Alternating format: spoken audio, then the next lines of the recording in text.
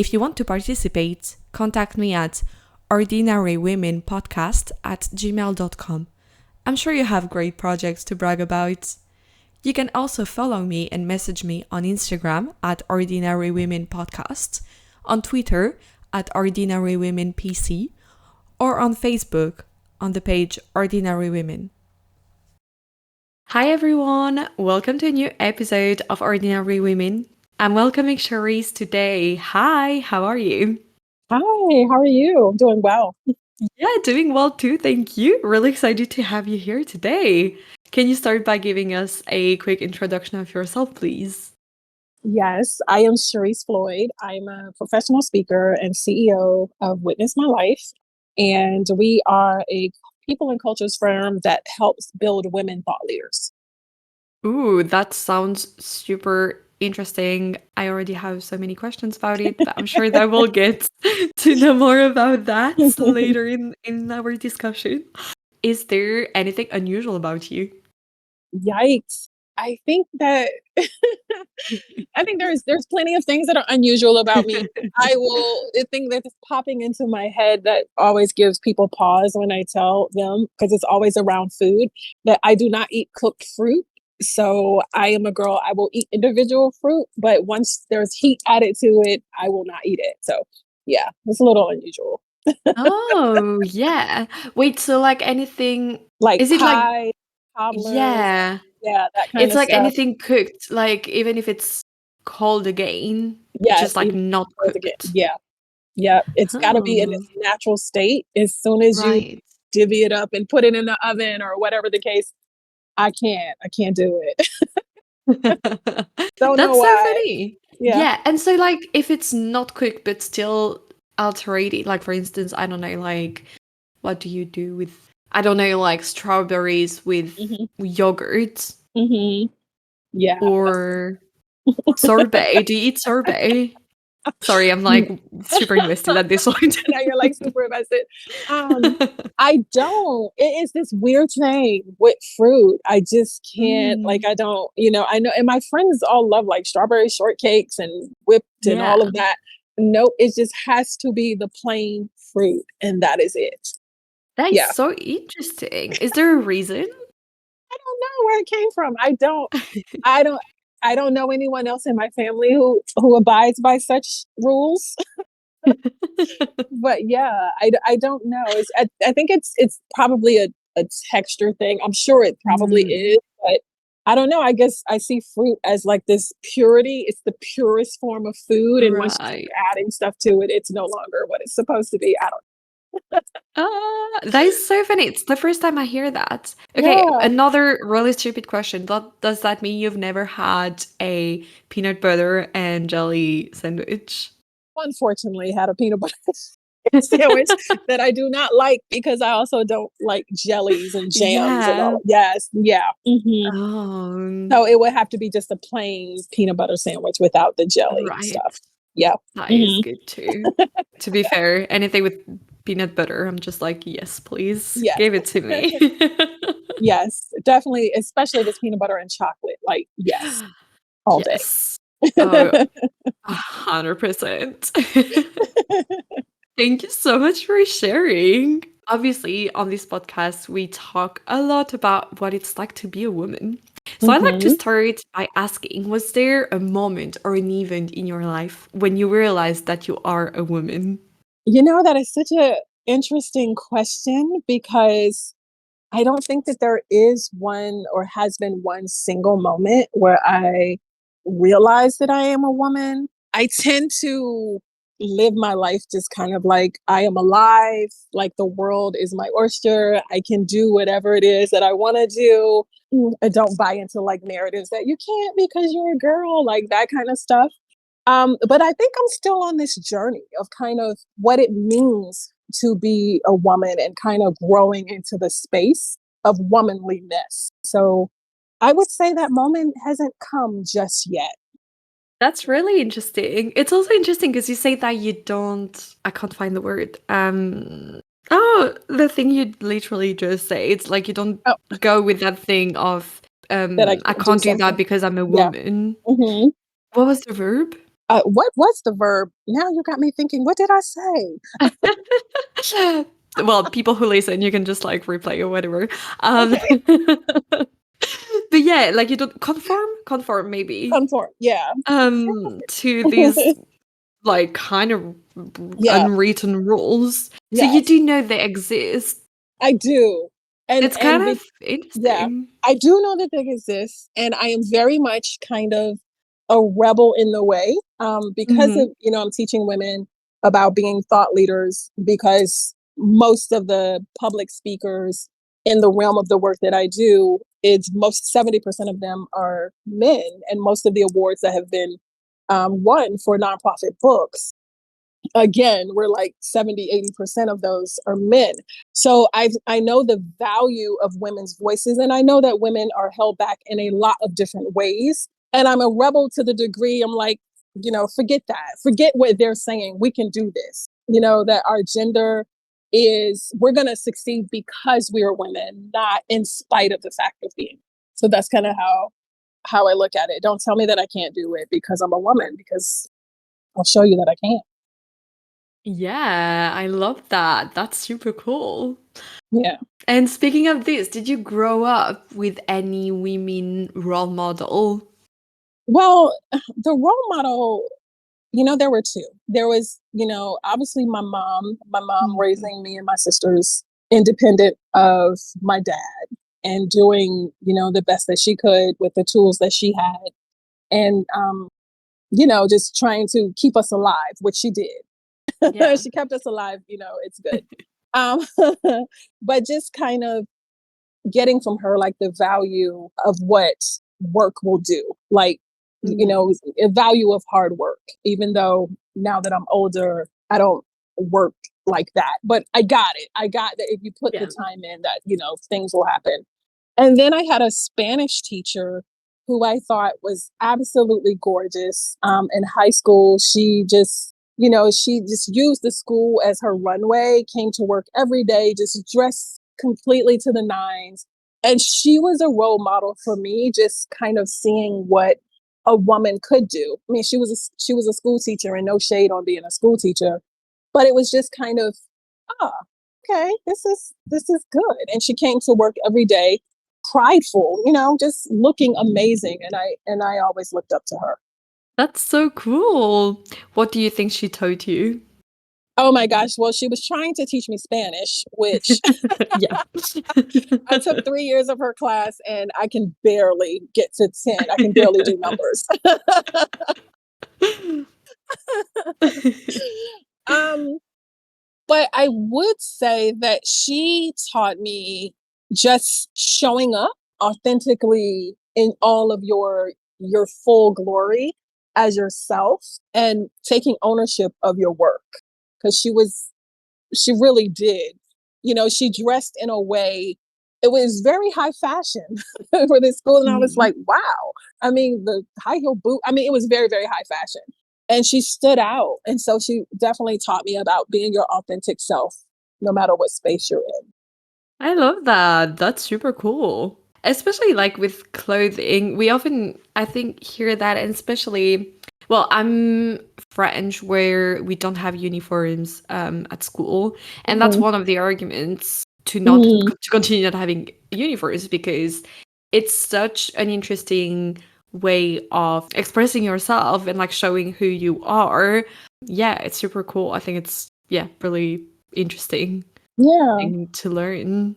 Mm-hmm. Thank you for sharing this.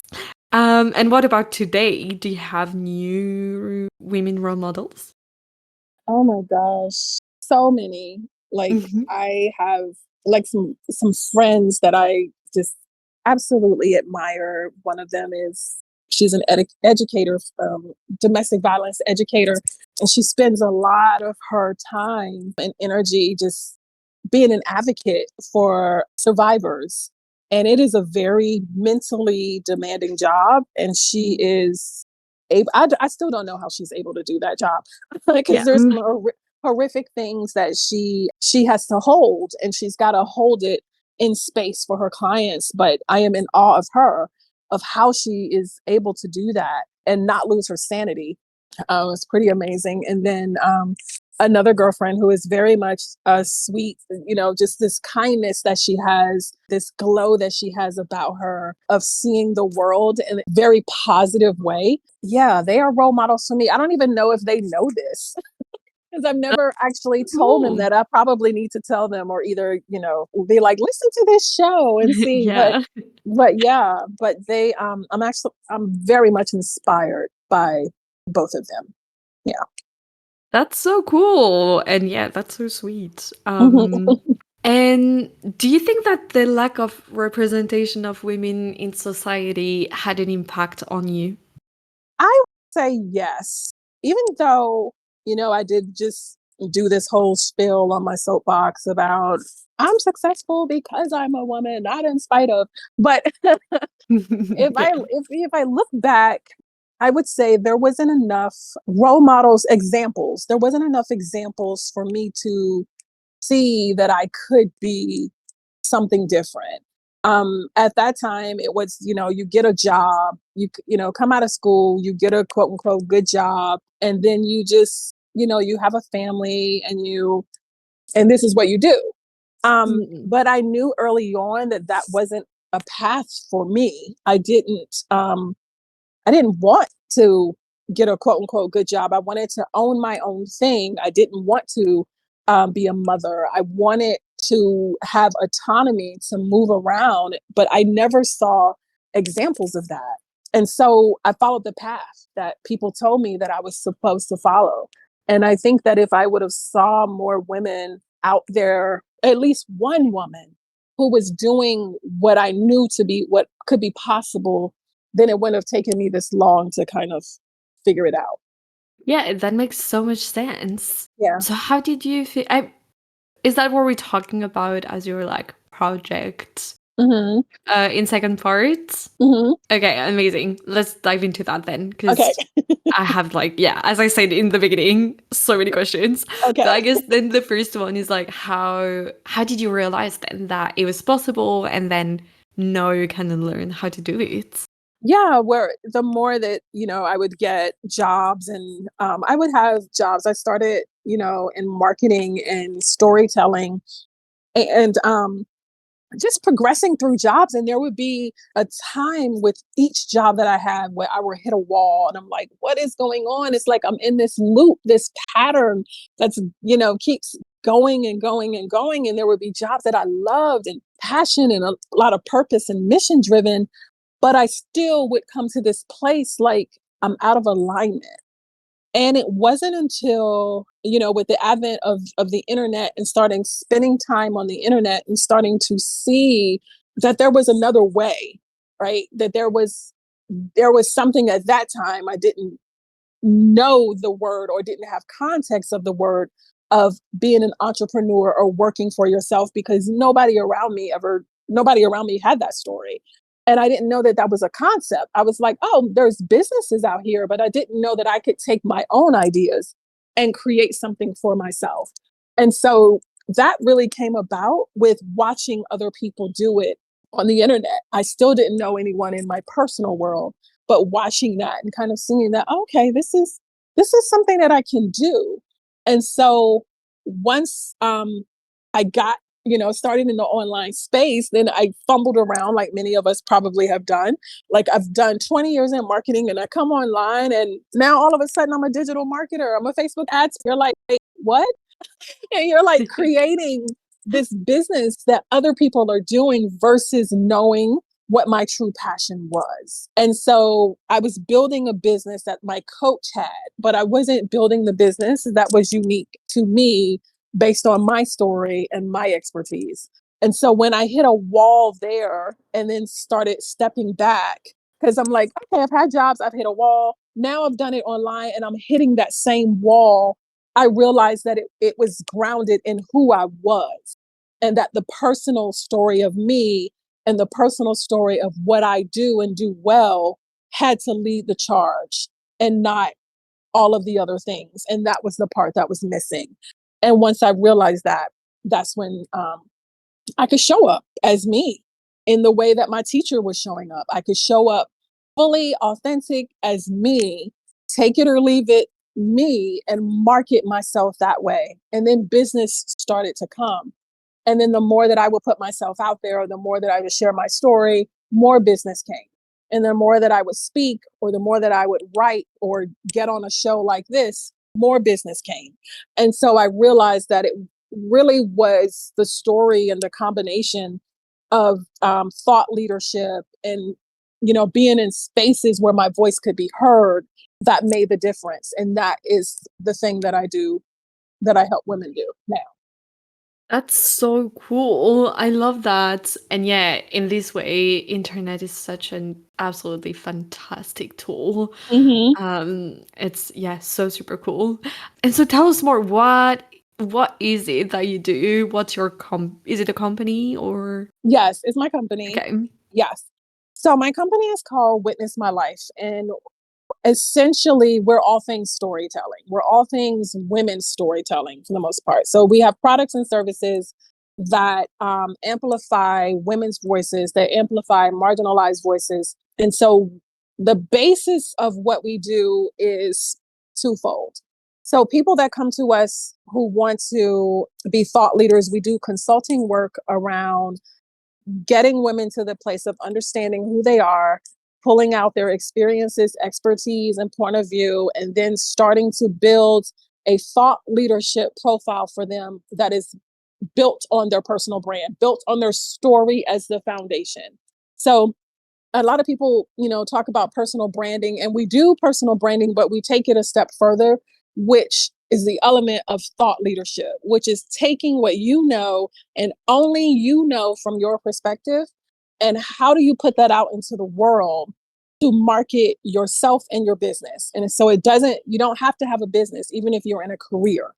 Taking the things that you know to position yourself for speaking, to write books, if that's what you want to do, to book media, or to teach courses. Those are the four things that most of our clients want to do. And so we teach them or show them a path to be able to do that, but always taking themselves into consideration. So that's one of the main things that we do. And then we have another project that's built into it that is called the Witness My Life Project. And that is, we're telling people's stories through t-shirts. So I also teach people how to write their memoirs, to ghostwrite memoirs for people. And one of the things that I am very passionate about is not losing our stories, to be able to stand in our story, to own our life experiences. And I thought a really cool way to do that would be to wear our memoir. We often think about memoirs as something that's written down, but I believe that it's something that's embodied. And so we created this t-shirt line with these cool phrases on it, like based on a love story, based on a true story, based on a coming out story, based on a war story. And then we have women wear the t-shirts and tell their story through that lens. And so that is like the social initiative to what we do. And we're doing that all to kind of bring the world together, one story at a time, but definitely being about women at the focus for everything that we do. That's so cool. Yeah, that's so amazing. So why did you start? I started it because, we all have this desire to be seen and heard, like every human that's walking the planet. Like we have that desire.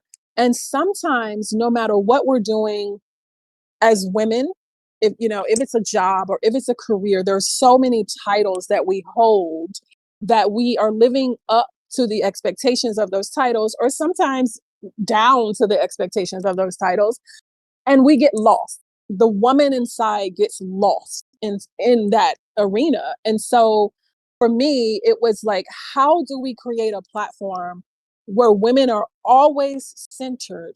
And how do we create something where she can be seen or heard? So whether she wants to build her thought leadership and be known for her thoughts and ideas, and wants, write books and do things along that line, or whether she just wants to be seen for the survivor story that she has, for something unique that she has taken on, and she wants to declare to the world, witness my life. And so that is like the rebel in me that I talked about earlier. Like, we're making a declaration to the world to witness my life, but we're not waiting around for permission for someone to tell us that it's okay. So it was just kind of built out of that idea of needing to be seen and heard. And from my own personal experience, knowing how it feels to not be seen and heard, and the detriment that it can cause you over a lifetime. That's so interesting. How did you like learn about all of this? Um, as I said, I started my career in storytelling. So Right. I was doing it for a nonprofit. And at the time, I was married to someone who was incarcerated. And I felt very much invisible in my life. Like, I was living a double life where there were people who I went to work with and was in community with, and nobody knew that he was incarcerated. I talked about him in the present form, but nobody knew where he was located. And it was kind of like this thing of feeling like I was invisible myself, like I didn't know anyone who was going through the same thing. And I started telling my story. I got the idea, like, surely there are people like me around. Like, where are you? So Yeah. I started telling my story, and then people came. That was kind of the first, realization that I had with the power of story. I was using story obviously for marketing for my job, but realizing that it had a greater context in my personal world, and it had a greater context to bring people together versus just using it, for fundraising purposes. And the more that I did that, I just became a student of storytelling. And just the more women that I connected with and the more women that I was able to be in front of, we all had similar stories. No matter what walk of life we came from, there was some point in all of our lives where we felt devalued. And I was like, I don't want to live in a world where people feel invisible. And I just became a student of storytelling and how to use it to not only help people market themselves, but to help people understand the value of who they are. Yeah, that is so interesting. Yeah, I like love that so much. And it's also so interesting to, I think, to listen to other people's stories and Mm-hmm. how much everyone is living kind of the same, or like not everyone, but you know what I mean? Like there's so many people living the same thing rather. So you're never fully alone in what you do. Mm-hmm. You just need to find these people, which is always the hardest part, but there is Right. always someone to connect to who has bits of their stories that are similar to yours. Right. Um, Absolutely. yeah. And so how did you do it? Yikes. It was it was a lot of hard work, a lot of trial and Mm, error, a lot of, I wish I could say that I went from knowing that I was building the wrong business to stepping into where I am now, but it still went through 3 or 4, maybe 5 or 6 different versions before it yeah. landed here. And there's this idea about doing so much, like, you know, overworking and proving ourselves and just going on and on and on. And I kind of knew that I didn't want to be in a space of what I call auditioning for people's opinion of me. Like, you have a negative opinion of me, like, I'm not going to audition to change your mind, that kind of thing. And I see women doing that a lot, where we are going above and beyond. We're taking on so many things. We're burning ourselves out. We're, hoping that someone just sees the work that we put in. But, we're auditioning for our value when that value comes from within. And so for me, the different versions that I went through to get to here was my auditioning time, where I'm like, oh, I'm supposed to do it this way. Or, oh, I'm comparing myself to someone else, what they have versus what I have. And I just had, I got to a point where I realized, and, after a lot of therapy and a lot of friends, like, okay, you need to get yourself together. We're kind of like, listen, Yeah. what is meant for you is for you. And everyone's journey looks different. And it was like, what am I absolutely 100% brilliant at that no one can take away from me? And I know that I'm brilliant at marketing. I know that I'm brilliant at storytelling. I know that I have an ability to sit with people and hear the things that they are not saying. And I know that I am good at translating that into an emotional message that their audience would resonate with. And once I realized that that is me, I have always been that person. I've been that person since I was a little girl. It's the same person. And that is where, my superpower lies. And, the rest of it, after I got that, the rest of it became easy because now I know who I am when I go to a networking event. Now I know who I am when I'm writing copy for my website or sending out an email or creating, postcards for myself. I know who I am from that standpoint. And then the tactics, all of the other stuff is just added on. Yeah, that is so cool and so interesting. Did you start also, obviously, you don't have to answer if you don't want to. Did you start therapy like after kind of thinking that this was that you want? Like, was it part of like this whole thing? I felt that my Yeah, question does not make sense. it's really it's really interesting that you asked that question. And actually, thank you for asking this question because I probably would not have expounded on it had you not. But I will say that it wasn't until I got into therapy for real, meaning that I was actually doing the work seriously this time, that the business actually took off because I could not get past my own stuff, like the pitfalls that I was having or the way that I was, showing up or, being afraid to charge this number or, I've never seen that kind of all of that money in one space, getting over the mental blocks that I had and healing whatever challenges that I had from the way that I saw myself and the way that I thought people were perceiving me. It was then that the business took off. And that's part of the thing that we work with women with as well, because your success, you're only going to go as far as you believe that you can, or as far as you are healed to be able to do it.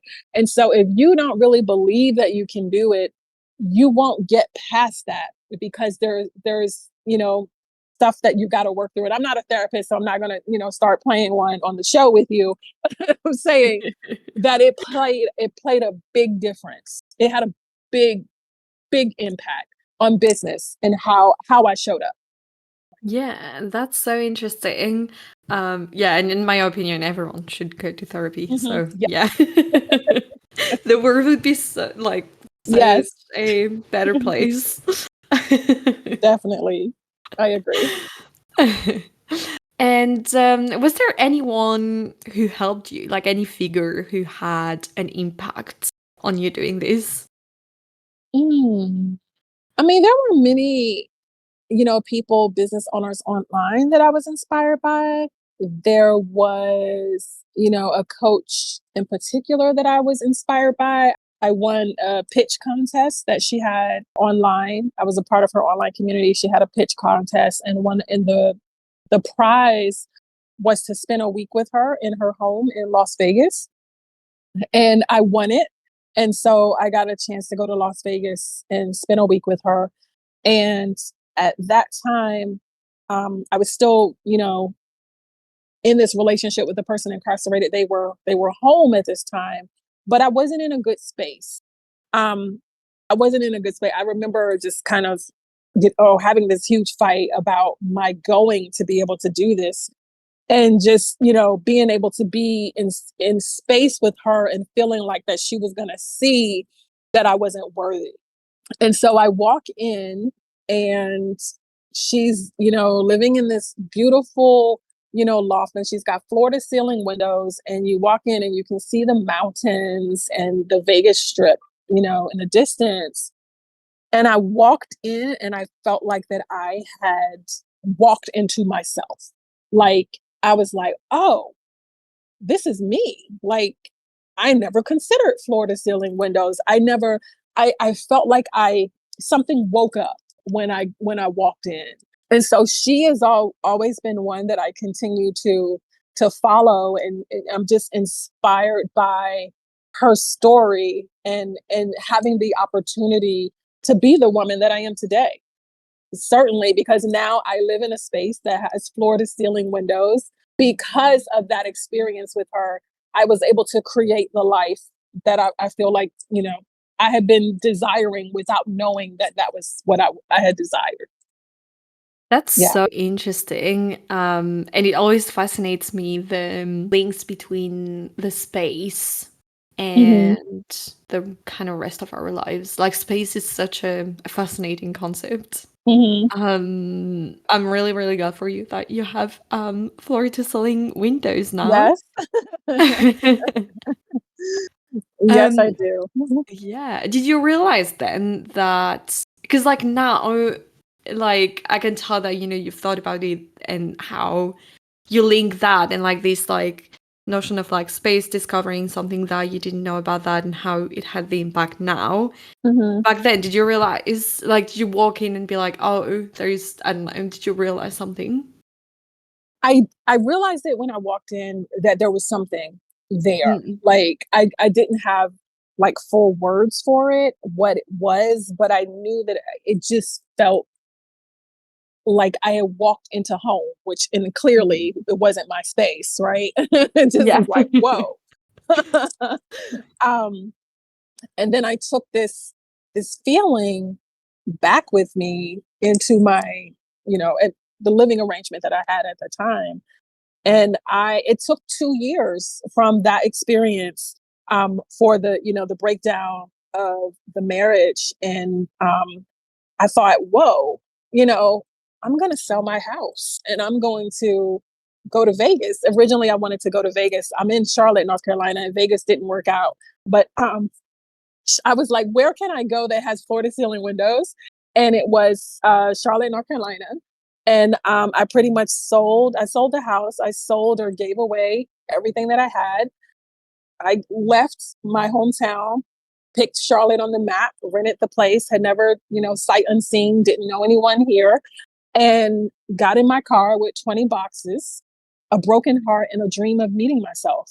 And I've been in Charlotte for almost 2 years now. So I knew that the seed was planted when I walked in, but I didn't know that it would become my reality when I went Yeah. Well, yeah, it sounds like you did a lot of, how do I say that? Like, yeah, life went on in a great way for you. home. Yeah, that's really exciting to hear. Yeah. And what challenges have you faced? Oh gosh, girl. Yeah. Which one have you not faced? I know which one have I not faced. There have been many. There has, Mm. it's been the challenge of not knowing any better, the challenge Mm. of being in an abusive relationship, the challenge of not knowing that I was worth more than that abusive relationship, just kind of, living out what I thought love was supposed to be. Um, the challenge of not realizing the value that I had but I do feel like everything happens in its own time. So while I didn't realize it then, I needed some lessons to be able to be in the life that I have now, so I can appreciate that. And there have been challenges where not really building this business from my own hand, from my own money, from my own pocket, challenges of, not having business funding and those sorts of things. But I'm very much, every challenge that I have come up against becomes part of the larger story. And a lot of it becomes a product. I either, sell Yeah. it, as a talk or a workshop or whatever. So I do believe that the challenges that we have sometimes become what I call our on the life training. It's the training ground for the thing that we're here to do. So yeah, there have been many challenges, but I'm still pushing through them. Thank you so much for sharing. I love like seeing that as training. Hmm. Yeah, that's a great way to look at it. Hmm. And was there anything that was easier than you thought would be? Oh my gosh. Business did. I mean, it's Hmm. really interesting because once I could stand in the full, like fully in who I am, some of the fears that I had just kind of went away. Like what are you afraid of? Like you just be who you are. Like people's Hmm. opinion doesn't change the reality of who you are. And it really did get easier to just talk about what I do and why I do it. Because I do have a lot of passion for women and in our stories. And usually when I talk about it, people can hear that. And that part got really, really easy. And, people now ask me what I do, and I'm like, women's stories, period. That's it. I love and, and, that. and that's just it. So, yeah, that part got easier. Yeah, it's like your sort of no, elevator pitch is kind of Yes, ready more now. yes, yes, for sure. That's super, super cool. And why are you proud of this? Oh my gosh. I'm proud of it because, as I mentioned before, there were no examples for me growing up. So everything that I have created for myself, I created it from my will, right? It wasn't handed to me, it wasn't modeled for me. There wasn't like a roadmap or a blueprint for it. I created it from my will and from the creativity and the gifts that I have. And so that makes me proud that I am putting good into the world, because it's really amazing when people believe in themselves and know that they matter. And when women, all of us have a very unique story. There's only one of us on the planet. And so I get the honor of working with women to show them that uniqueness. And it's always a beautiful experience. And I'm proud that I get to do that and that I have met some incredible humans on the way. I love it. Yeah, thank you so much for sharing all of this. I think we're going to conclude our episode on this.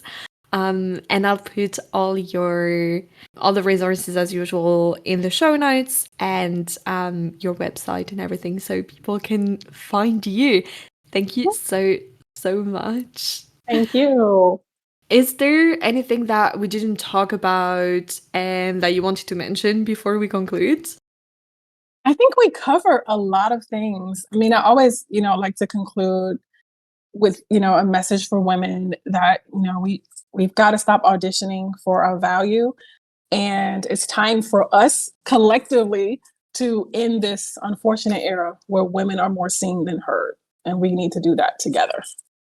I love that. Thank you so, so much. It was so, so interesting. So yeah, thank you so much. Thank you. It was great. Thank you too. Thank you. And there is a tradition in this podcast that the guest always gets the very last word. So the mic is yours. Oh gosh. Well, I would say just be impossible to ignore.